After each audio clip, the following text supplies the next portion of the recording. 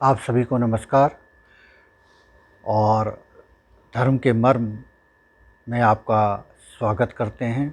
मैं सूर्यकांत द्विवेदी कुछ सावन की चर्चाओं के साथ आपके समक्ष उपस्थित हूँ।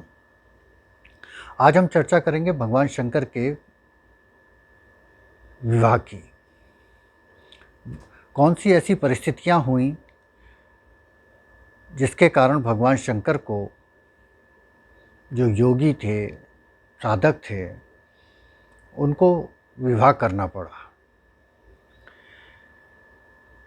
तो आइए चर्चा करते हैं और आपको बताते हैं कैसे असुर तारकासुर के बारे में, जिसके कारण भगवान शंकर को विवाह करना पड़ा और ठीक उसी तरह विवाह करना पड़ा जिस तरह हम सब विवाह करते हैं। विवाह की मांगलिक परंपरा भगवान शंकर के विवाह से हुई। पहले ज़माने में जो राक्षस होते थे, असुर होते थे, वो अपनी अवांछित मनोकामनाओं के लिए भी तप किया करते थे। उन्हीं में से एक था तारकासुर, जिसकी ये हार्दिक इच्छा थी कि पूरे ब्रह्मांड में मेरा आधिपत्य हो जाए, मेरा शासन हो जाए, कोई उसको मार ना सके और वह जीवन पर्यंत, मैं तो जीवन पर्यंत भी गलत बोल गया हूँ, और कभी उसकी मृत्यु ना हो। तो संसार में ऐसा तो कोई प्राणी है नहीं जिसकी जो है मृत्यु ना होती हो, और यदि मृत्यु नहीं होगी तो इस सृष्टि का अनुशासन भी वो नहीं रह सकता। तो आइए बताते हैं कि तारकासुर ने क्या किया। तारकासुर ने घोर तप किया, घोर साधना की, और जब काफ़ी समय उसे व्यतीत हो गया तप करते हुए, साधना करते हुए, तो एक दिन ब्रह्मा जी प्रकट हुए। ब्रह्मा जी ने पूछा कि तुम्हारी क्या इच्छा है, तुम क्यों तप कर रहे हो। तारकासुर को लगा कि इच्छा तो मेरी पूरी होने की नहीं, लेकिन मांगने से क्या जाता है। उसने भगवान ब्रह्मा जी से कहा कि मेरी इच्छा ये है कि मैं कभी मृत्यु को प्राप्त ना हूँ, पूरे ब्रह्मांड में मेरा आधिपत्य हो, मेरा शासन हो। ब्रह्मा जी ने सवाल किया कि तुम्हारी सबसे बड़ी इच्छा क्या है। क्योंकि इच्छा तो मेरी यही है कि मैं मृत्यु को प्राप्त ना हूँ। ब्रह्मा जी बोले, संसार में, सृष्टि में कोई ऐसा प्राणी नहीं, कोई ऐसा जीव जंतु नहीं है जो अमर हो और उसकी मृत्यु ना हो। तारकासुर बोला, जी अगर आप देना चाहते हैं वरदान तो यही दीजिए, इसके अलावा मुझे कोई और स्वीकार्य नहीं है। ब्रह्मा जी चले गए। तारकासुर तप करता रहा। दोबारा फिर ब्रह्मा जी आए। ब्रह्मा जी से फिर उसने, तारकासुर ने यही कहा कि मुझे आप अजर और अमर होने का आशीर्वाद प्रदान कीजिए। ब्रह्मा जी फिर चले गए। इस तरीके से 4 या 5 बार यही क्रम चलता रहा। अंततोगत्वा तारकासुर थोड़ा सा झुका।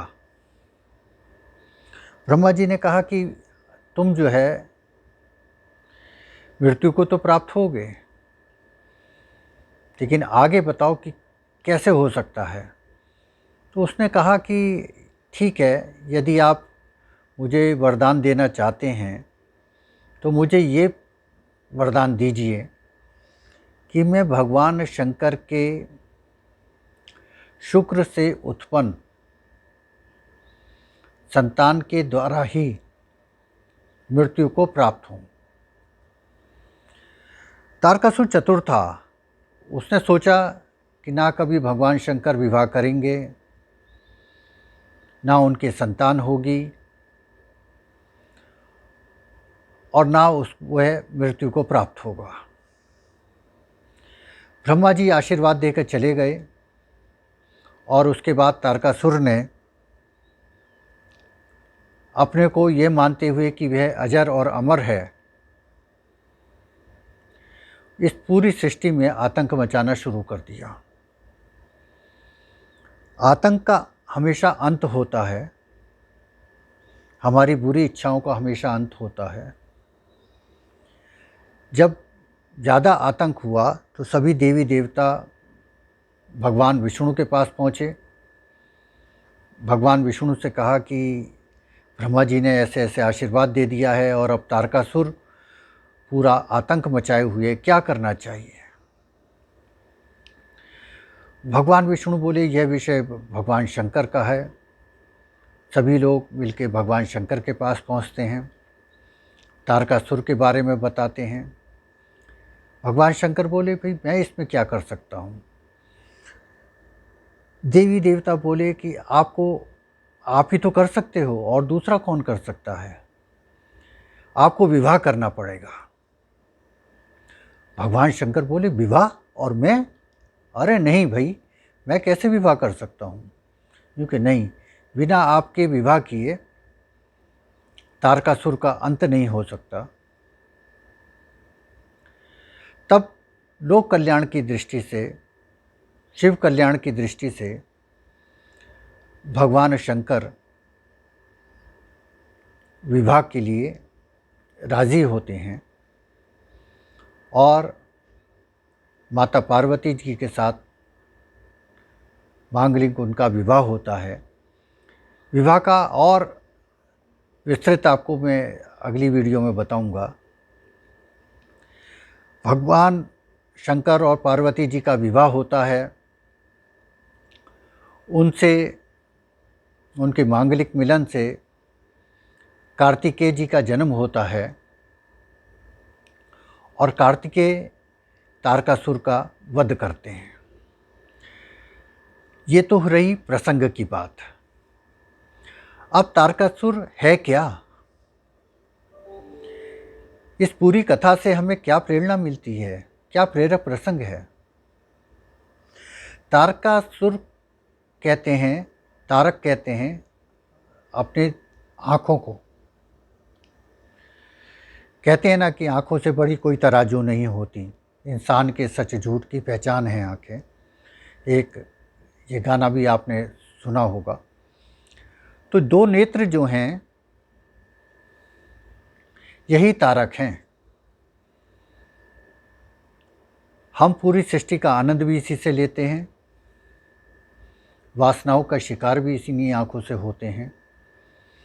हम कुछ ना कहें, हमारी आँखें बोल देती हैं, सच और झूठ की पहचान करा देती हैं। तो भगवान शंकर कहते हैं कि इन दो नेत्रों को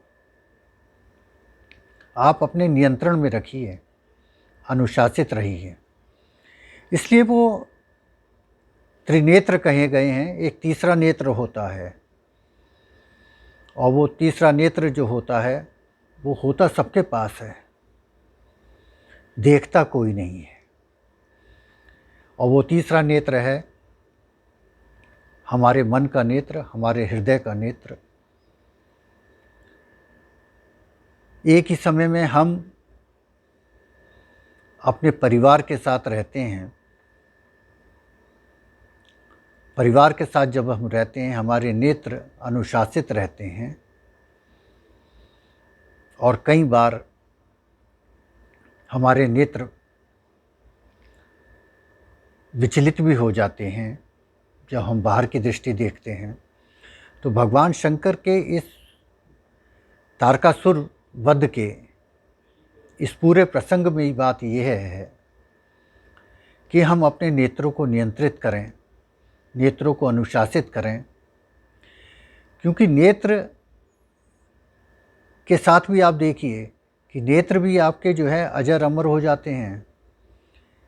हम मृत्यु पूर्व नेत्रदान कर देते हैं और वो नेत्र किसी दूसरे व्यक्ति में